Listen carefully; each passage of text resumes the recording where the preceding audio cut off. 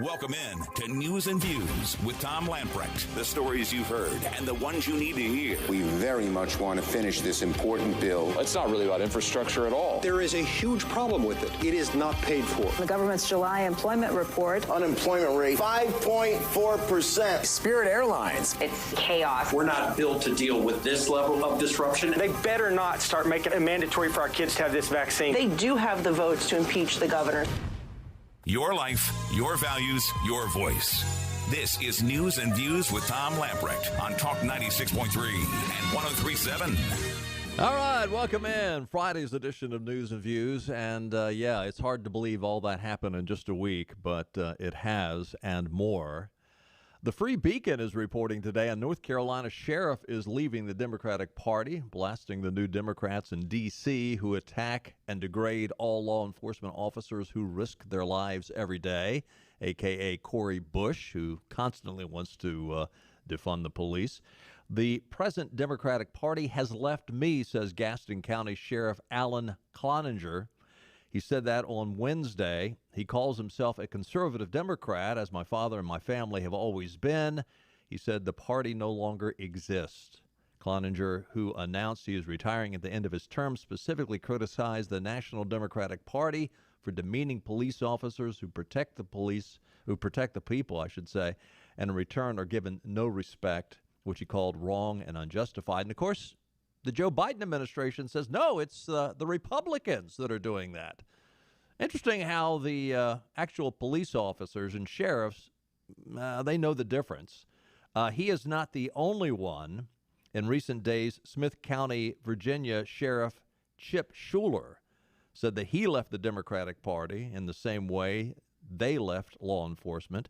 Describes himself now as a proud member of the Republican Party. Dickinson County, Virginia Sheriff Jeremy Fleming, a registered Democrat, endorsed Republican Jason Myers for state attorney, saying Democrats have left police officers defenseless and unsupported. Again, if we have a fair election next time around, if there's no cheating, well, if there's minimal cheating, let me put it that way, it's going to be another shellacking. It is going to be worse than the shellacking that Obama took in his first midterm election.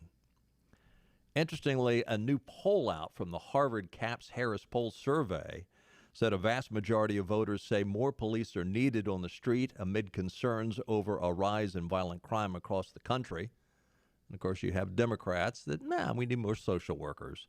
75% of respondents said police are needed on the street, while only 25% say they do not need more cops on the beat. 72% of voters also said they oppose defunding police, and a slim 52% majority said they support the controversial practice of stop and frisk in urban areas to deter gun crime.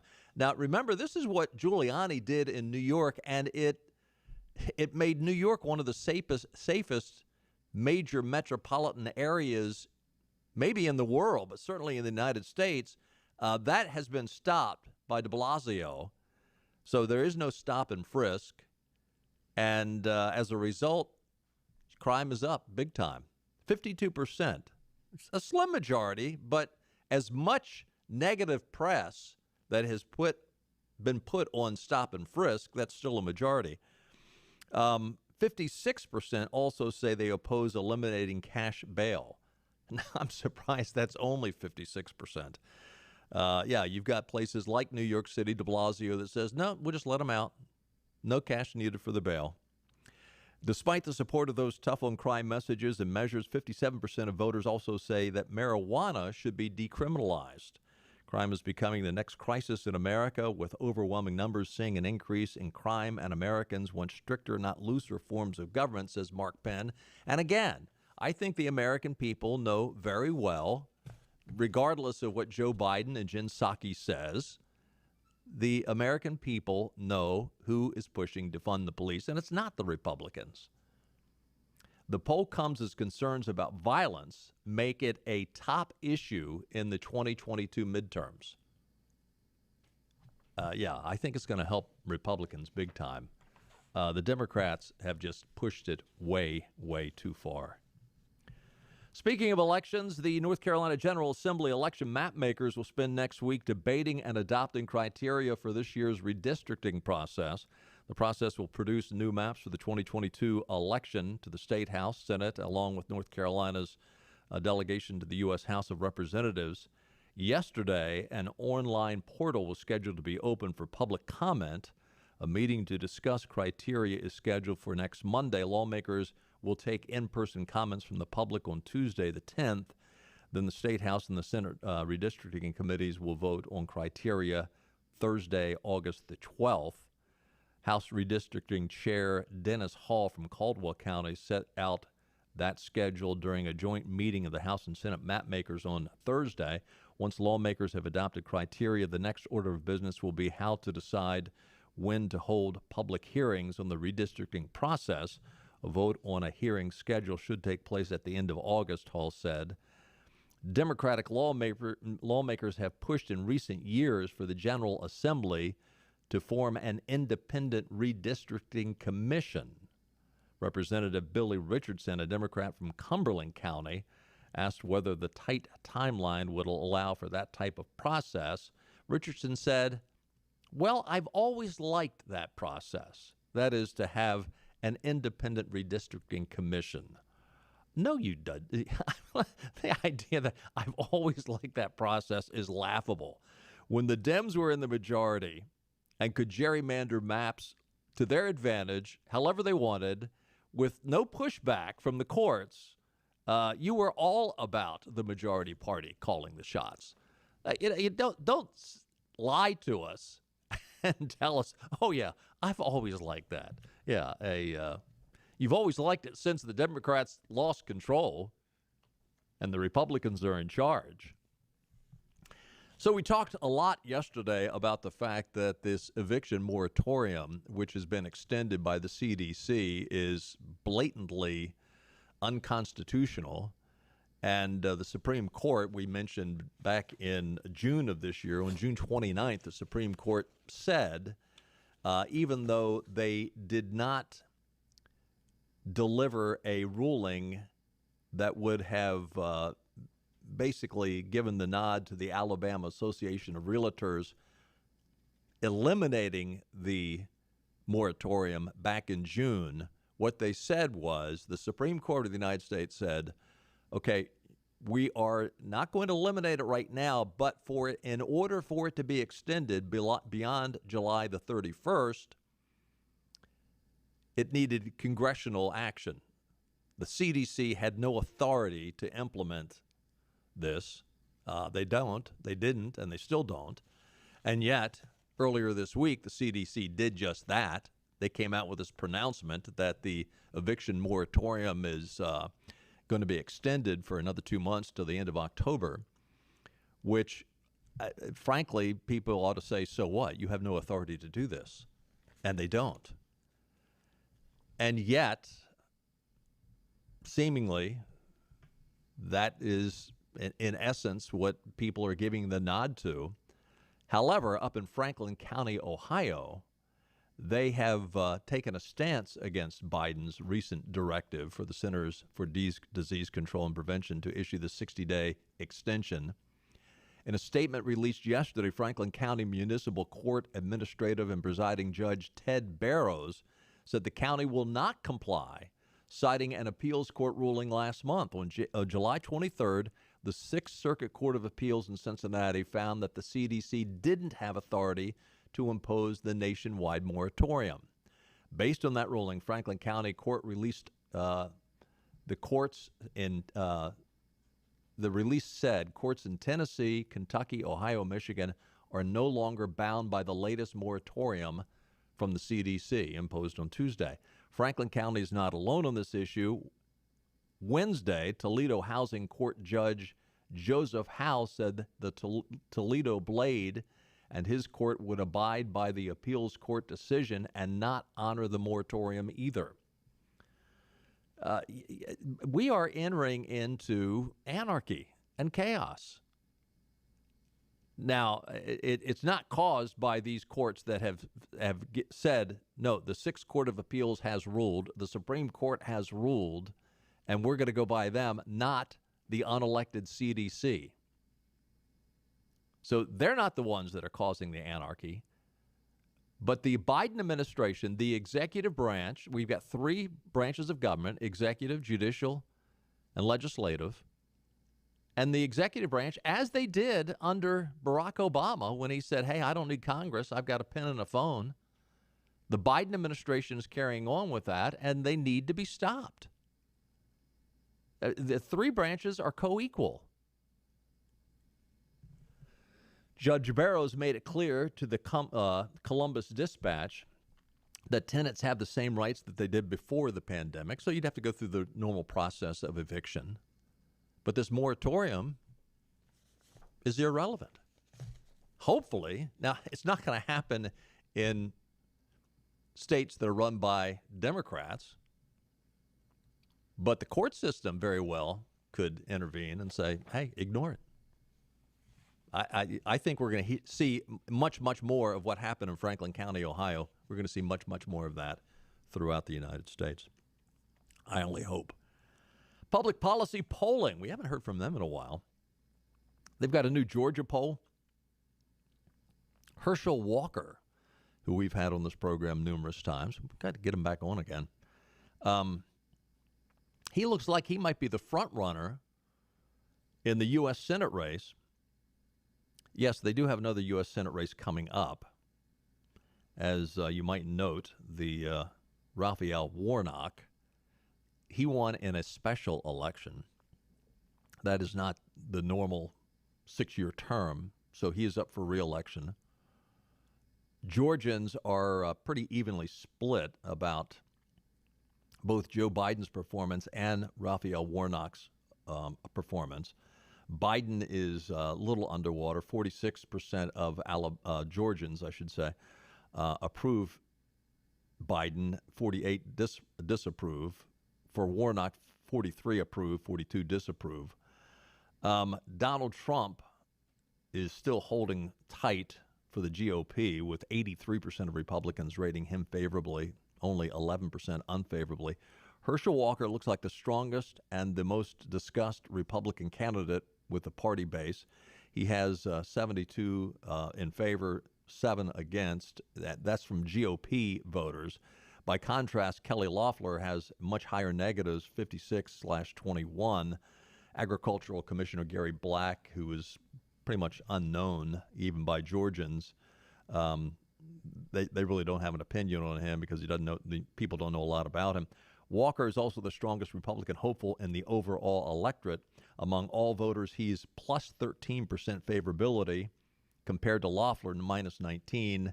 Warnock is plus 1. So Walker might be, would that be nice? Herschel Walker, U.S. Senator, Republican from the state of Georgia? I think he's got a shot. You know, I have said for years that the Republican Party and the conservative movement, and really set aside the Republican Party comment, but the conservative movement will have really come into its own when we see more and more black Americans like Herschel Walker, like Tim Scott, being elected to office representing not blacks, not whites, but conservatives. And the whole idea, look, Democrats and liberals are scared to death of the Tim Scotts and Herschel Walkers of the world. They are. Because they have played the race card for decades now. They continue to play it. That's why we have critical race theory. They continue to play the race card.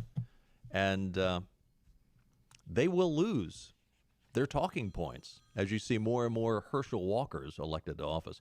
Hey, we've got to take a time out. We get back on poll numbers in on the recall election for Gavin Newsom. And Gavin might not be in office too much longer. I'll talk about that when we get back. And we're on location at one of my favorite places in the whole planet, because this is some of the best food you're ever going to eat in your life. We are at Nino's on Red Banks Road in Greenville. It's one of my hangouts. It's one of the places that I love. I got my friend Pietro Pasalacqua. How'd I do? You did great. Let's talk about the food. What makes this place? I know it's special Italian from authentic Italians, but tell us why it's so special. Because everything we do, it's really what we came up on the menu from what we did at home, from my grandparents, my parents. So it's exactly what we eat at home, and that's the way we cook. That's why it's special. And the atmosphere in this place is special also.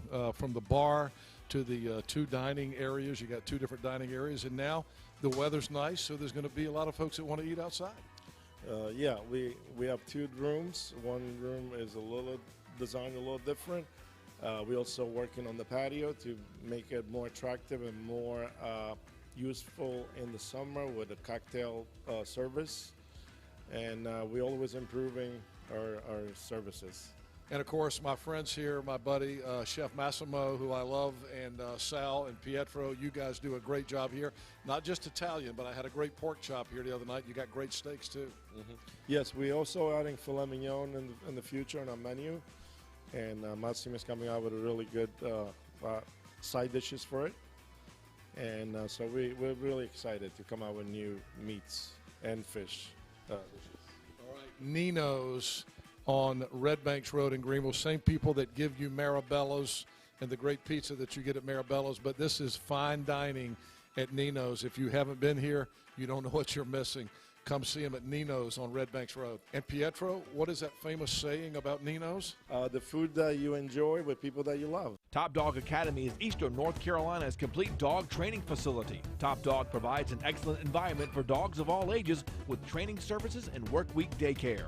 Top Dog is located on Highway 43 South, just 4 miles from Bells Fork, and features a comfortable, healthy environment and a spacious facility for daycare and a brand new, beautiful facility for training. Call 752-8215 or visit TopDogOnline.com. Come on out Highway 43 South to Top Dog Academy, where we know dogs.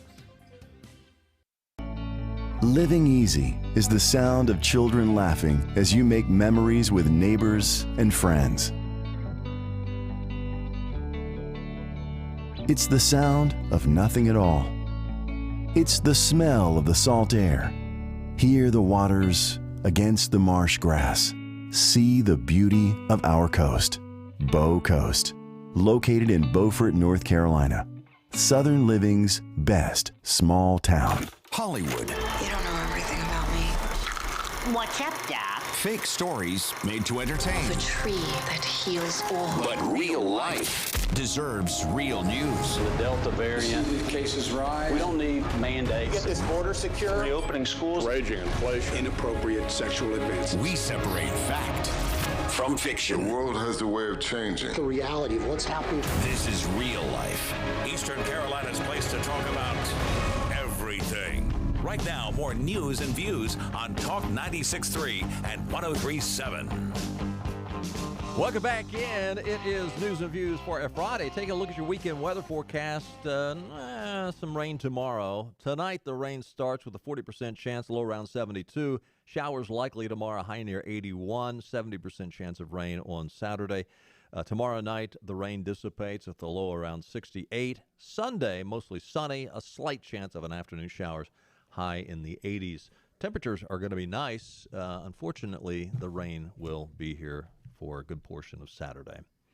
A new poll released this week showed that Gavin Newsom, the Democratic governor, is facing increasing number of likely voters who believe he should be given the boot.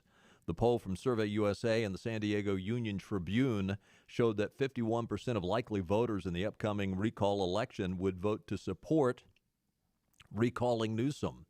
Those who voted said that they would keep Newsom in office came to 40% of likely voters. So that means you've got a good 9% that said they're not sure. I would think if they're not sure, I think you probably split that down the middle, which means Newsom would be out. The San Francisco Gate reported the previously Survey USA San Diego Union Tribune poll from May found 36% in favor of the recall, 47% opposed. So that really has flipped in a major way in just 2 months. Residents were asked why they think Newsom should be recalled.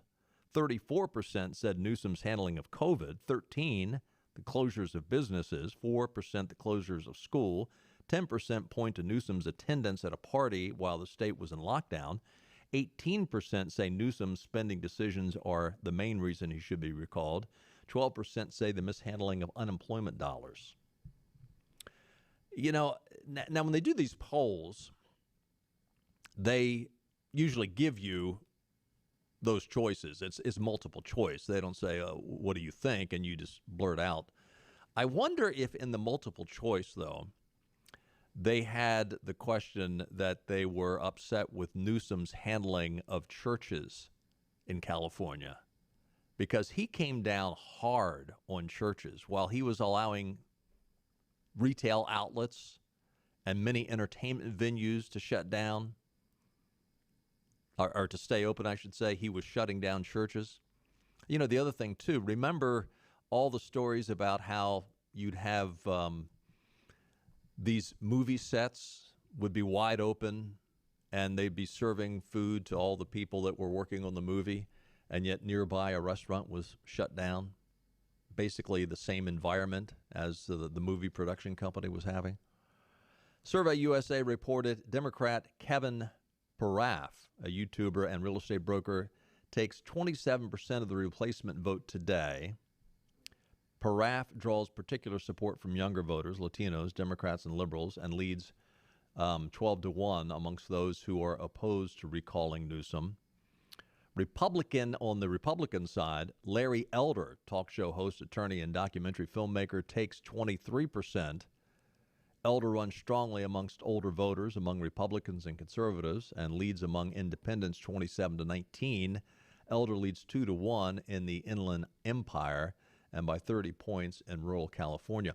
Now, what's interesting about this, okay, this Kevin Paraf, according to this poll, you'd say, okay, he's leading 27% to 23% for Elder. But one of the areas he leads in are people that are against the recall. So those people are not going to be voting for him because they're not going to vote for the recall to begin with. They're going to be voting for Gavin Newsom, who's losing, which means it looks like Larry Elder might have a good shot at being the next governor of California. And Larry Elder is a newcomer to this. I mean, he just got in the race, a month ago? This is interesting. Town Hall is reporting 3 CNN employees were terminated for showing up to work unvaccinated, with network Jeff Zucker, president, saying that the news outlet won't tolerate those who are not inoculated coming to the office and working with colleagues in the field. Now, I thought liberals were all about things being private when it came to medical issues, right? That's just between me and my doctor, right? My body, my choice, right? Thus far, CNN has been operating on the honor system regarding employees' vaccination status, but Zucker said that could change soon, according to the Washington Post. I thought that was a private matter. I thought it was none of your business. In the past week, we have made aware of 3 employees who are coming to the office unvaccinated. Now, here's the question. Do they have immunity? Did they have the virus? Do they have the antibodies? Liberals don't care. They want to make sure you're vaccinated, and if you're not, they will continue the pandemic hysteria so they can do things like corrupt elections, like come out with unconstitutional eviction moratoriums. I mean, look, this is a political, as Rahm Emanuel said, never let a good crisis go to waste. This is a political opportunity for the left. Other companies such as Facebook, Google, The Washington Post, Uber, Morgan Stanley, Tyson Foods have also made vaccines mandatory for employees.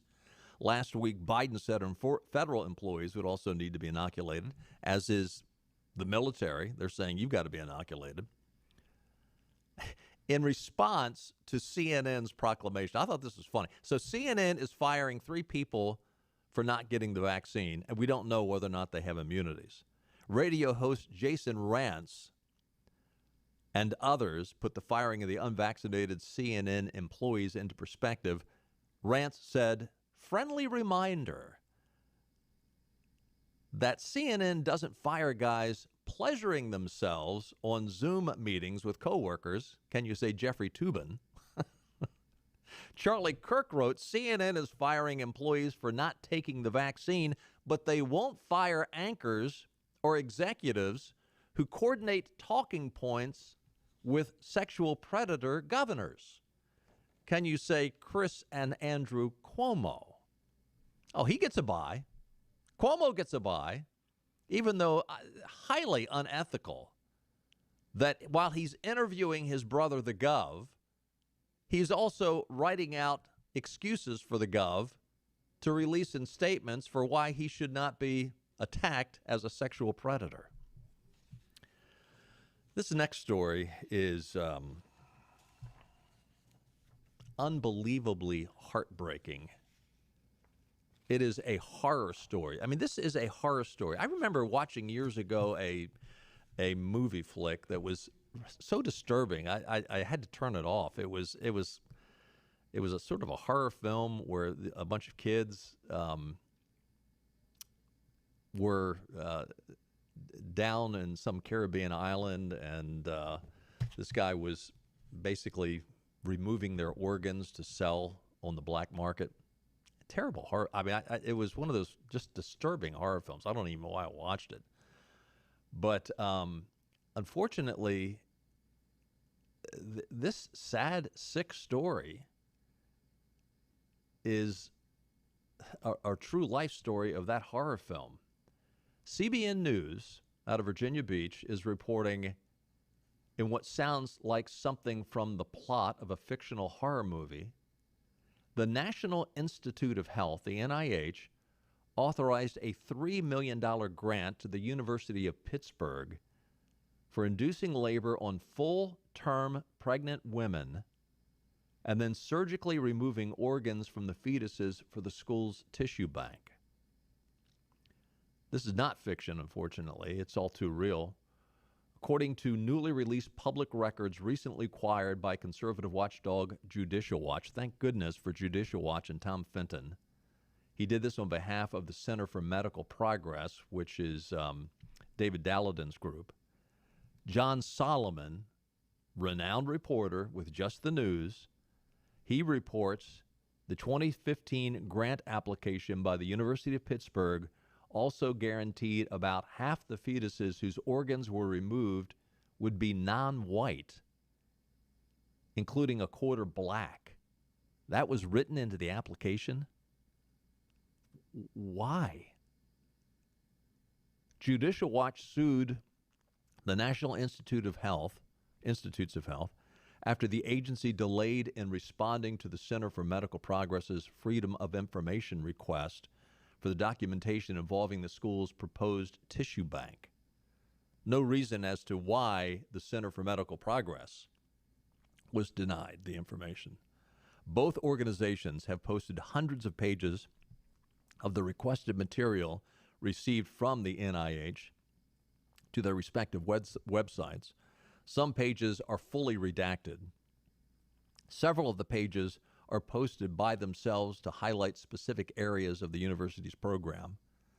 The documents reveal that Pitt promised the NIH it could obtain very high-quality tissue and biological specimens from at least 5 unborn babies a week, ages 6 to 42 weeks, according to Just the News.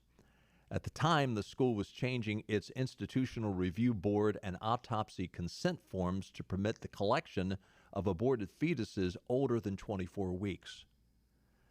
And this is where this really gets disturbing. In its application, Pitt said it had over 18 years of experience collecting body parts from aborted babies under the reasons for becoming a distribution hub for the NIH, the school pointed out. There's something called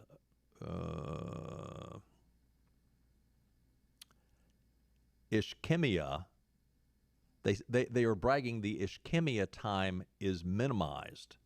Okay, what is ischemia? And I think I'm pronouncing that correctly. If you're a doctor, don't hold me too close. Basically, they are bragging that the organs they remove from these fetuses are kept at body temperature while they're being removed. According to the NIH, warm ischemia time is the time a tissue organ or body part remains at body temperature after its blood supply has been reduced or cut off, but before it is cooled or reconnected to a blood supply. Connect the dots, folks. If the unborn baby's heartbeat and blood circulation continue in a labor induction abortion for harvesting organs, and this is unbelievably sick, it means the fetus is being delivered while still alive, and the cause of the death of the child is the removal of the organs.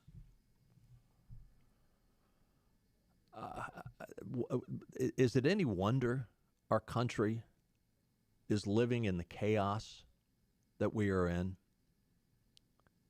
When we take life and are so willing to destroy it in such a brutal Frankenstein manner? I mean, this is a horror film. This is a horror film.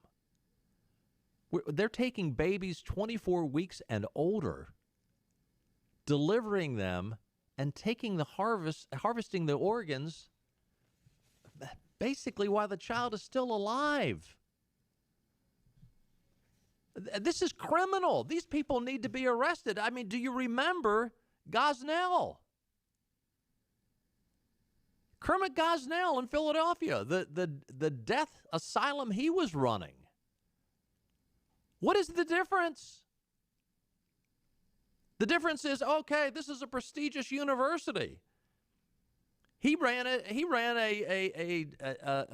terribly filthy lab in Philadelphia, some second floor apartment, basically, his little tenement.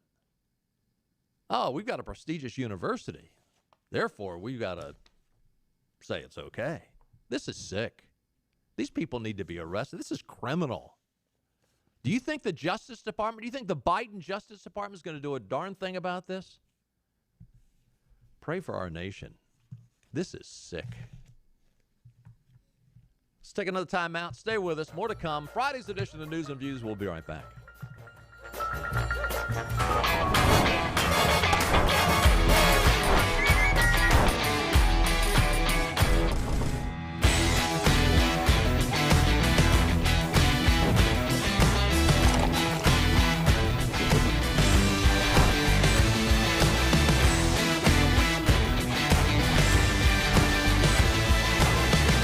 Break the chain. Eat local. Tiebreakers. Hey, this is Hank Hinton back here at Full Service Flooring in Winterville. I'm here today with Corey Little, who's the operations manager here at Full Service Flooring. Corey's been here 6 months, but you've been in construction a long time. Tell us about what you do here at Full Service Flooring. Yeah, I got over here about 6 months ago. I've been in construction for, like I said, a little over 20 years, and I've known Tim for a long time now, and he's brought me over here to see what new kind of things I can bring to the store and to our customers. And I'm in charge of scheduling, and I don't know what else. I'm in charge of everything. It seems like we work together as a team and try to pull it all together. I might do a measure one day and do a commercial floor the next day, but we just kind of all work together and pull it all together at one time. So what's new in flooring? What is the hot new thing? The hot new thing is LVP or LVT, depending on what you're looking for, which look you're looking for. It's a waterproof product. It's absolutely fantastic. You can't really beat it. A lot cheaper than hardwoods? It is definitely a cost-effective alternative to hardwoods, yes, sir. So, Corey, how is business right now? And business is good. Despite the pandemic, we're still seeing a lot of new customers in the store, and we get an opportunity to introduce our products in a lot of different situations right now. Corey, you've got a lot of experience in the construction industry. How is that helping you here with people, helping people with flooring here at Full Service Flooring? Sure. I try to take the experiences that I've gained over my time in construction to help apply that to the flooring, whether it be with what the structure is made out of, the subfloor that we're going over top of, or maybe even just how it coordinates with your kitchen cabinets in construction or in your bathroom and how the tub and everything all ties together. And a customer can just come here and see you anytime? Absolutely. We're here 6 days a week, and we just love to see a new customer in here anytime. They can always call us and schedule something with us so we can make sure we have our time allotted for them. Corey, thank you so much. That's Corey Little here at Full Service Flooring. Come see these guys. They're on Tilco Drive in Winterville, 756-9308 and fullserviceflooring.com. In North Carolina, we get up before the sun rises and stay up into the wee hours of the night. We believe in working hard and playing harder. Behind every meal, there's a farmer, and behind every farmer, there's got to be NC, the official state identity program for North Carolina agricultural products. Look for the Got to Be NC logo wherever you shop or eat, and you'll know you're getting a quality product grown, raised, caught, or made in North Carolina.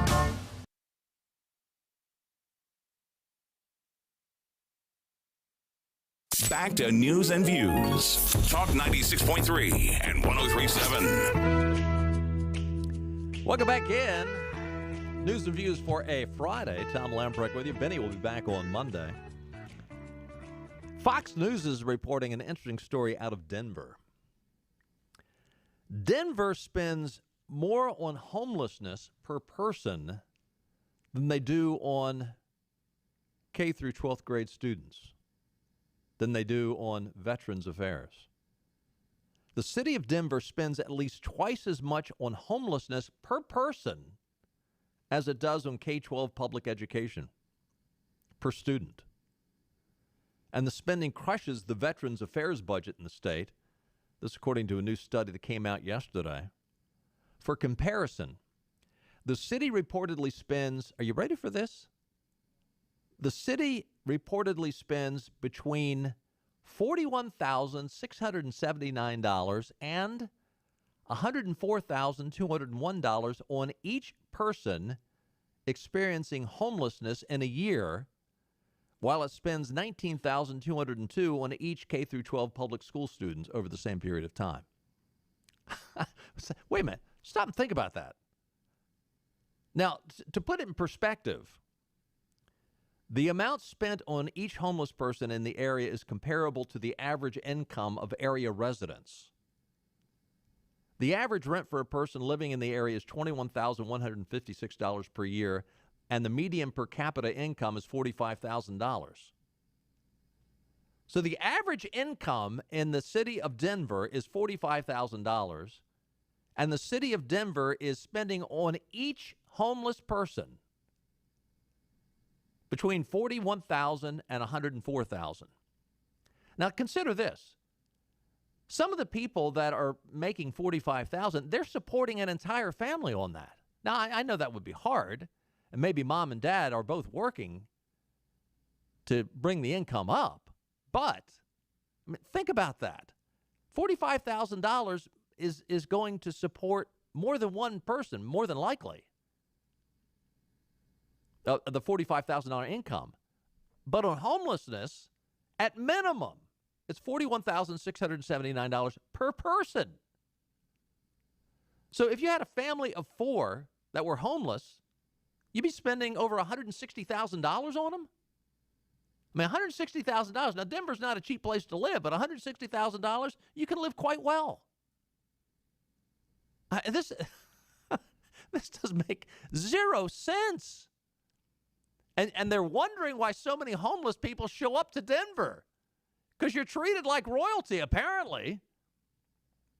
The Denver metro area spends $481 million on health care, housing, and other services for the homeless, according to a report from Fox 31. That amount also is nearly 4 times more than the budget for the Colorado Department of Military and Veterans Affairs, and significantly more than the public safety, labor, and employment departments, the station reported. How many of these homeless people are working? I don't want to assume anything, but I doubt that many of them are. That's why they're homeless to begin with. Could you think it might be a good idea to have an incentive to get people back to work? On Wednesday, the city released its 5-year plan combating homelessness. They're not combating it. They're underwriting it. They said, the aim of all these steps and our entire strategy is to help as many of our unhoused residents as possible to enter housing and stay housed. Mayor Hancock wrote in a letter Wednesday with the release of the 5-year plan. He also defended the city's increased homelessness encampment sweeps. When homelessness occurs, we should do everything in our power as a society, not just a government, to make it a brief and one time. You think spending $41,000 minimum per homeless person is going to make it brief? Look, I'm not trying to dance on anybody's grave, or I take no delight in this, but you're not helping them out. You're keeping them in. I mean, look, I don't sound ugly, but there ought to be a little incentive to want to get out. I mean, if something is uncomfortable, you want to get out of that. You want to pull yourself up and get out of that. You're spending $41,000 per person? Whew. Yeah, you wonder. Let me go out on a limb here. I'm just going to guess that this Mayor Hancock is a Democrat. I think I'm safe on that bet. A labor union representing 7,000 deputies in Los Angeles County, it's the Sheriff's Department labor union, they're pushing back on this mandate that everybody get vaccinated. Hilda Solis, former labor, if that name is familiar, she used to be in the Obama administration. She's currently the chair of the L.A. County Board of Supervisors. The association saw Solis's tweet last night notifying 110,000 county employees they will be required to receive a COVID-19 vaccination. The union said in a statement, Supervisor Solis' announcement via Twitter was a prime example of the lack of professionalism we have come to expect from her office. This is how you tell 110,000 county employees that you got to be vaccinated if you want to keep your job? You send it out on Twitter. Oh, that's official. That's classy. The statement further criticizes Solis, claiming she failed to reach out to stakeholders before issuing the mandate. The union said its lawyers were reviewing the order and is asserting its bargaining rights over her decision. Of course, Newsom, who might not be the governor too much longer, said this is the right move. The Daily Wire previously reported the order was announced after county health authorities confirmed 3,734 new corona cases on Wednesday and said 16 more people diagnosed with the illness had passed away. They didn't say over what period of time. I'm assuming this is probably over like a 2-week period of time. Officials say daily hospitalizations continue to grow, noting that 1,242 patients were currently admitted on COVID-19. These numbers, they're actually less than what you would see in a bad flu season. I mean, stop and think about this. L.A. County is a population of just under 10 million people. I mean, just a couple 100,000 under 10 million people. In the 5 years, 2016 through 2020, the average number of deaths each year for those 5 years was 67,667 in L.A. County. That is 185 deaths per day. Over a 2-week period, that's 2,590 people who pass away in L.A. County. I'm not trying to sound morbid. I'm just trying to put it in perspective. We're going bonkers. Look, it's sad. I know for those people that lost their loved ones, they're upset. And they're upset with COVID, and they're upset with China, and I understand that. But first of all, those 16 people that died, they died being COVID positive.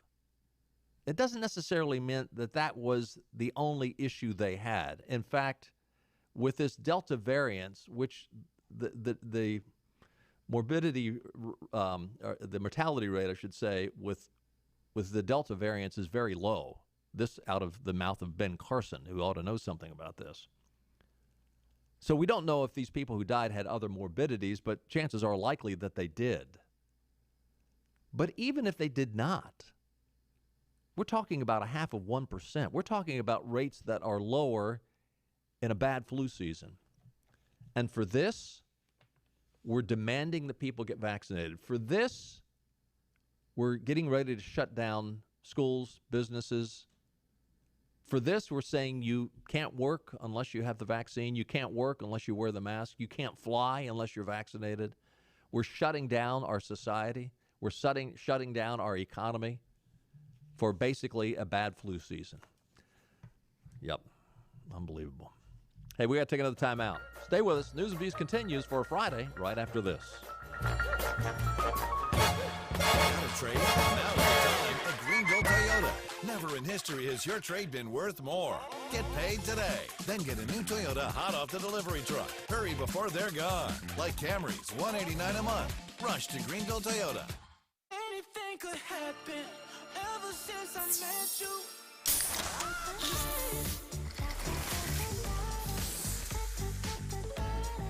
Let me take you dancing. Introducing Pepsi Mango. Air Service is back at Pitt Greenville Airport, offering safe, clean facilities and flights from American Airlines. That means the short commute, quicker lines, and better prices that get you where you're going fast and easy. See it for yourself. There's great things inside at Pitt Greenville Airport.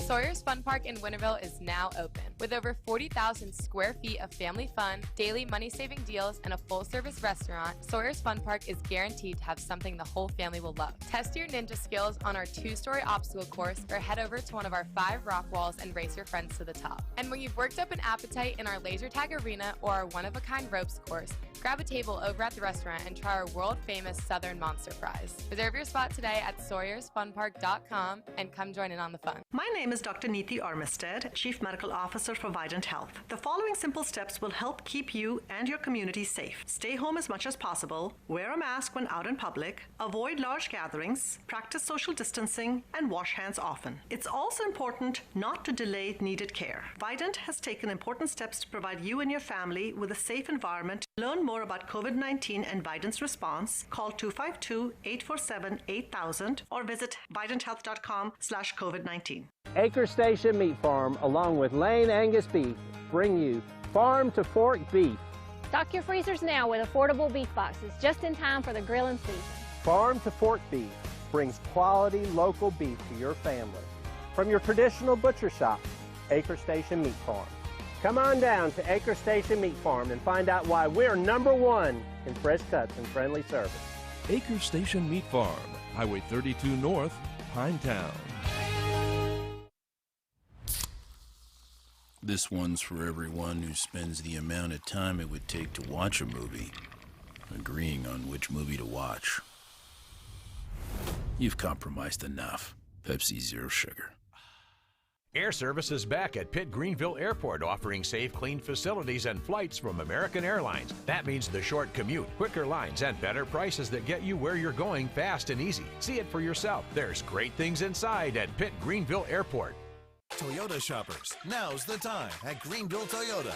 Shipments of factory fresh Toyotas are arriving daily and being sold almost immediately, like Corollas for $159 a month. Get yours before they're gone. Now's the time. Rush to Greenville Toyota.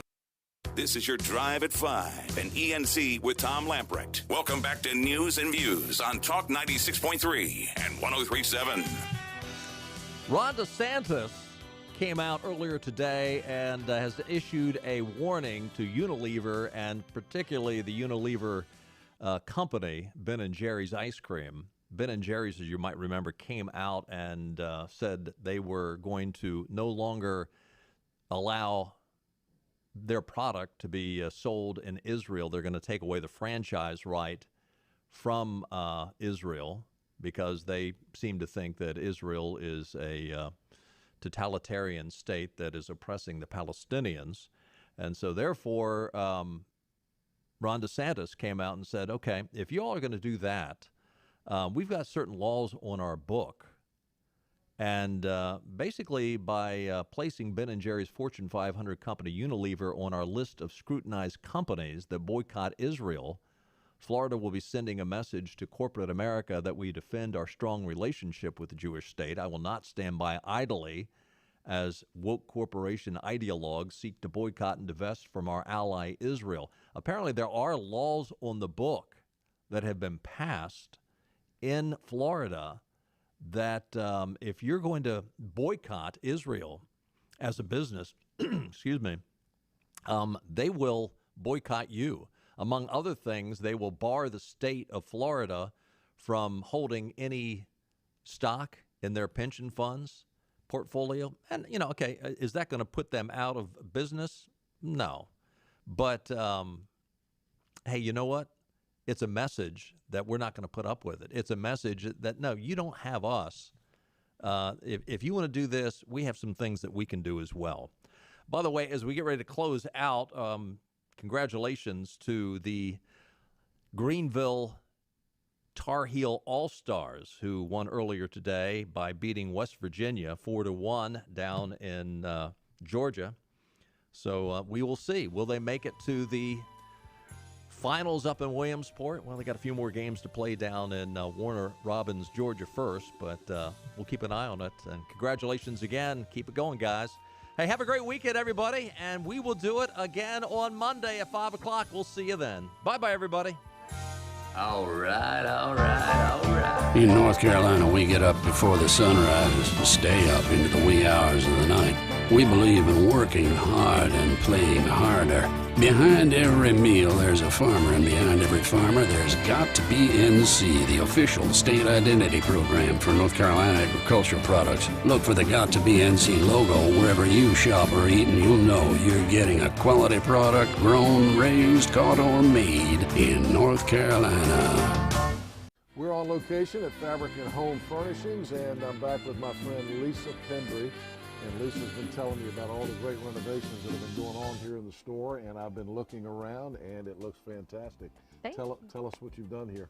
Well, we've knocked some walls down, we've painted, we've added some new vendors, lots of new exciting things going on. So we're making room for everybody to get what they need to transform their homes. Looks fantastic in here.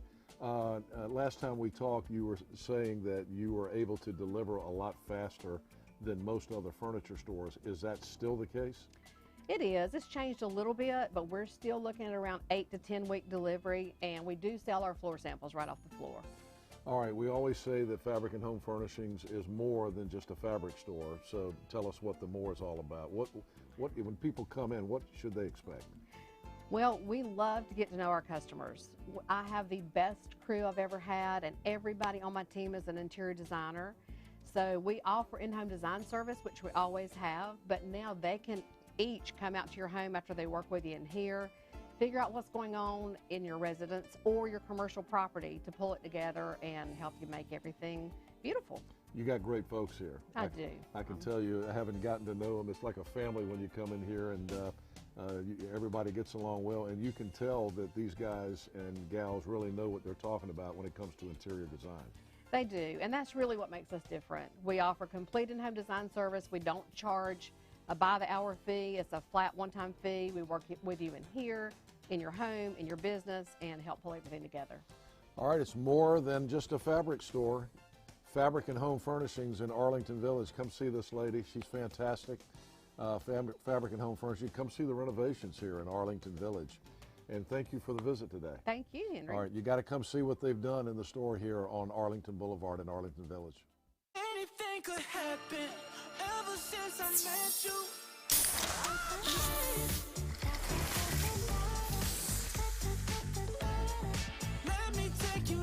Introducing Pepsi Mango.